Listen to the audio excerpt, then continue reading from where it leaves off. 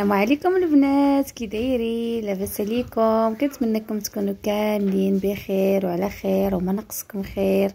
البنات اليوم انا عند الوالده، جيت عندها لقيت عندها القطيطه ديالها والده تبارك الله، ولدت 3 ما شاء الله. هانتوما كتشوفوا كيتشابهوا تبارك الله، عرفتوا فنيونين وغزالين.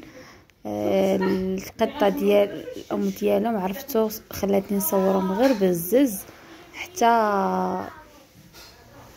ما كتبغيش اللي يقرب لها لوليداتها. هانتوما كتشوفوا هنايا طلعناها عندهم، هانتوما راه ما كتبغيش اللي يقرب لها لولادها ولا يحادي فيهم. هانتو البنات عرفتو زوينين وليداتي هكا حماقوا عليهم،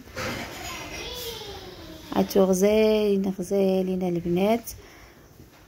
هو ملي جيت هكا ولقيتهم تقريبا دابا هما راه كبروا، وقيله عندهم شي شهر دابا، ما بقاوش زعما صغارين دابا، شويه شهر عندهم. يوم ملي لقيتهم قلت هكا نشاركهم مع صحاباتي، كاين اللي كيعجبوها هكا بحال هكا القطوط يكونوا يلاه يكونوا مازال صغارين. اسمحوا لي كما قلت لكم، شوفوا كيفاش دايرين، عرفتوا تبارك الله ما شاء الله غزالين. انا سالك كيعجبوني هكا وليداتي كما قلت لكم، حماقوا عليهم، ماشي نربيهم ونجلسوا معاهم. انا عجبوني الصراحه الحقيقه، انا معاهم واحد 10 دقائق كيتلاهوا معاهم وصافي. كنبغيش هكا ما انا عزازا ليا، ولكن كنبغيهمش هكا يعيشوا معايا. الصراحه هذه هي الحقيقه، ولكن انني باش نلعب معاهم واحد 10 دقائق ولا نمشي لشي دار انهم يكونوا فيها ماشي مشكل. تبارك الله ما شاء الله. كانت الولاده ديالها ساهله، ما تعذبتش بزاف. وبالنسبه للماكله ديالهم دابا ما كياكلوا حتى شي حاجه، كترضعهم صافي، هي مازال كترضعهم. تقريبا هاد القطه اللي عند ماما كتولد تقريبا واحد كل 4 شهور كتولد.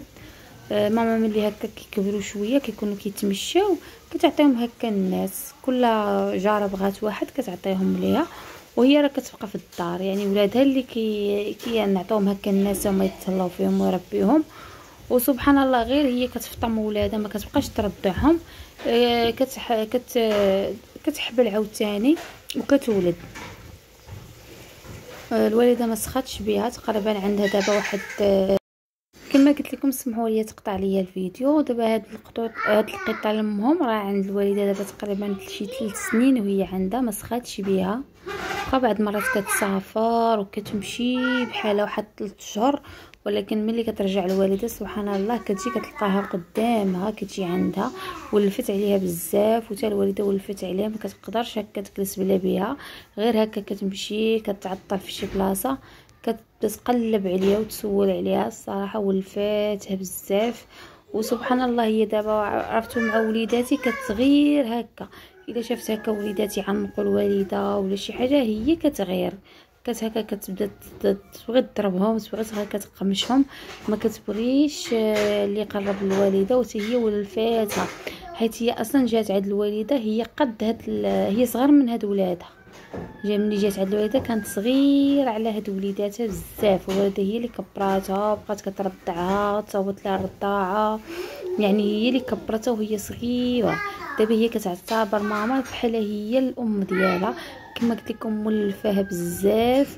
ودابا لاحظت واحد الملاحظه، هي اننا حنا ملي كنقربوا لها هكا لوليداتها ما كتبغيش، ولكن الوالده هكا ملي كتهز لها ولادها كتنظف لهم في البلاصه اللي عايشين فيها هكا كترتاح.